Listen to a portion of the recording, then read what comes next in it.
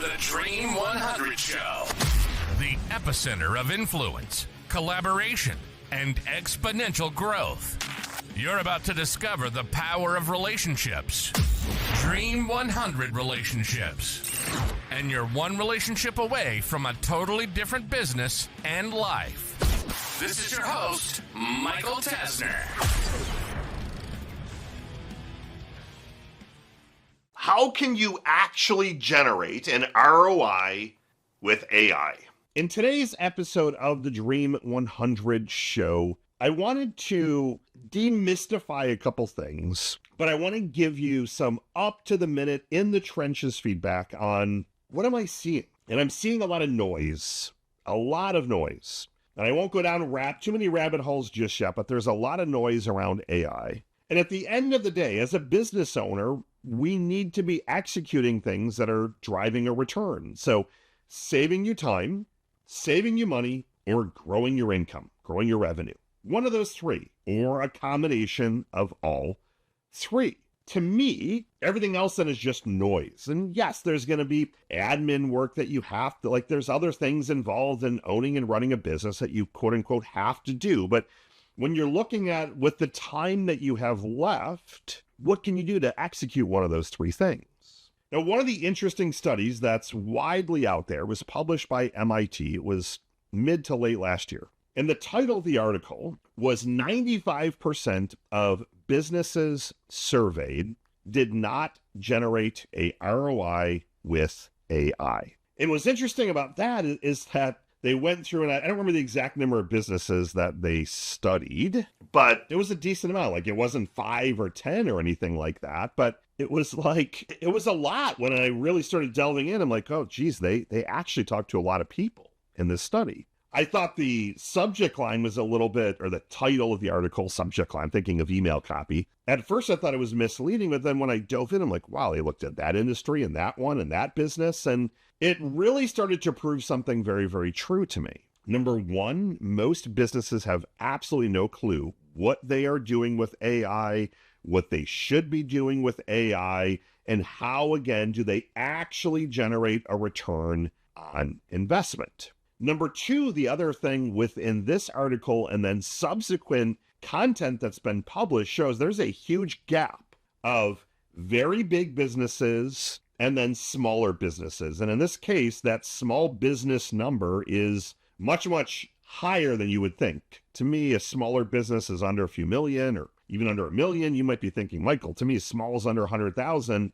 But when you're comparing yourself to a business doing $1 billion or 5 billion or 100 billion, it very quickly started to show that there's such a gap of the bigger businesses, how fast they're adopting AI, putting things into place, trying to replace team, enhance systems, and then small business America. In my opinion, I can say with 100% certainty, this is the greatest technology that I have ever seen. I've been in business for 26 years, used everything under the sun. I've been using AI for almost 10 years.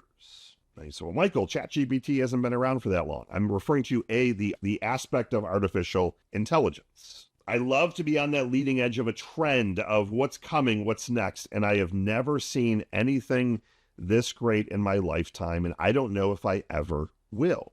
This is the big one. This is not even the trend. This is it. But what I'm learning is that, again, most business owners, not only do they not know what they're doing, but they don't know how to start. And for me, once I start to see a return, I get a lot more excited. Wow, this is exciting. This is a lot of fun. But until I start to see a return, I start to lose interest. So where do I go with that? What do I want you to do first? So the first thing that I want you to do, take out a sheet of paper, take out your cell phone, get a calculator, one of those three, and look at two different numbers. Number one, how much money did you make last year divided by how many hours you worked? Did you make $100,000? You worked 160 hours a month. But I need a real number. I need a real number. So if you're, well, it's a 40-hour work week, but I really worked 70 hours, I need a real number. Number two, what is the amount of money that you want to make? So if you made 100,000, but you really wanted to make 500,000, take that number divided by the number of hours that you want to work. Those two numbers are probably going to be largely different.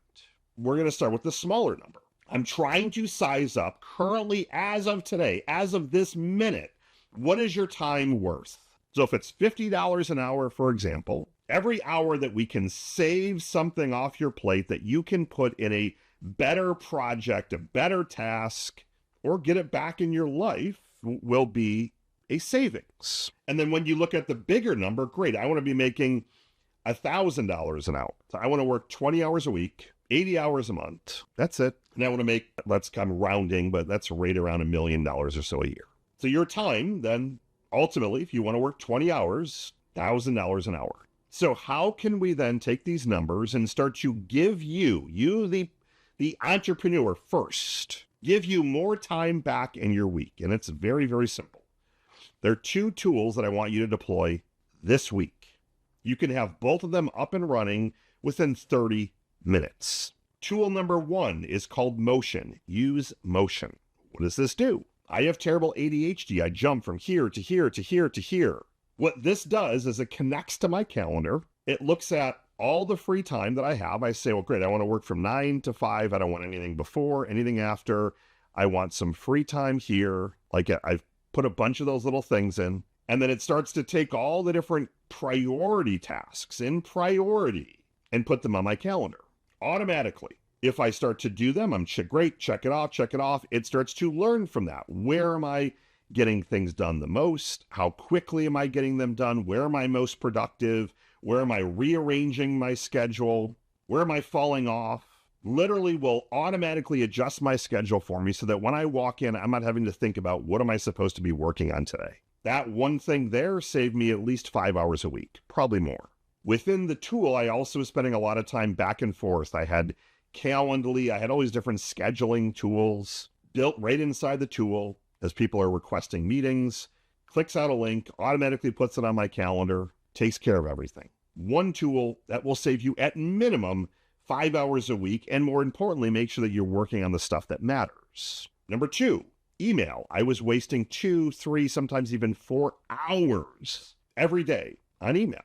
The tool that I deployed is Superhuman. What I love about this tool is that using AI, it automatically categorizes emails. It puts things that I should look at and reply to. It auto archives ones that it knows are like newsletters, things like that. So I used to walk in and have 400 to 700 emails. I'm walking into 10.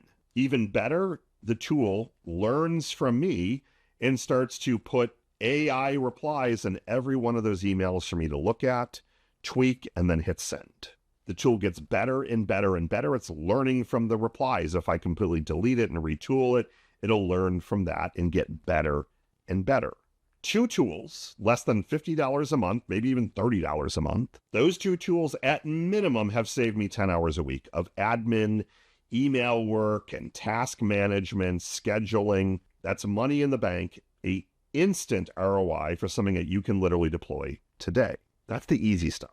Now I want you to expand and start to think a little bit bigger before next week's episode. When I look at AI, there's a lot of things that are what I would call quick wins. There's a lot of things that AI is very, very good at. Admin work in particular, but it's also great at research. It's great at coding. It's great at marketing. It's great at graphics and video. Like, it's great at most stuff. But for this to be relevant for you, for it to be impactful for you, I want you to make a list. What are all the things that are causing you pain? And when I'm saying pain, I'm not talking about physical pain. I'm talking about the stuff that you hate doing. I want to know the stuff that you're wasting or spending 10 hours a week on. You're having to do this report. You're spending 10 hours a week looking at financials that you don't understand. You're putting together email newsletters to send out once a week. You're editing a podcast, and while the podcast only takes 15 minutes to record, it takes 3 hours to edit and splice and show notes and all of that. Where are you getting crushed from a time standpoint? But then where is there some leakage? So I know we've talked a lot about time. Where are you losing money? Well, I know that simple example, all of our subscriptions are on auto rebill. Credit card gets dinged. I get mad. We haven't used that in 6 months. I just don't have time to find the logins and passwords to cancel. There's an AI tool already for that particular thing that can literally go in and with the click of a button, you hit, I want to cancel these 10 things. Great. That saved you $500 a month, for example. But for this to be a real return on investment for you, I need you to be listing out all those things. Where do you know that you're bleeding cash? Where do you know that your team is spending way too much time on? Like, do you have a full-time admin that is just researching your travel, for example? But so, Michael, I don't want AI to replace people. Great. Well, if she's spending half of her week on travel, what could she do if we were able to get that to 2 hours a week? How could she now better help you or the company if she's not having to do travel stuff, which can easily be done with AI? But I want you to look for your big pain points. I want the biggest ones, and I want them ordered. I want them ordered by which one is making you lose sleep, which one, like, I know I'm throwing money out the window. I'll use a subscription one. I know for a fact right now that there are other subscriptions that are coming up for renewal that I should have had canceled a month or two ago. We're not just talking the $5 a month to whatever. I'm talking there hundreds, if not thousands of dollars every month of things that I should be looking at on a more regular basis.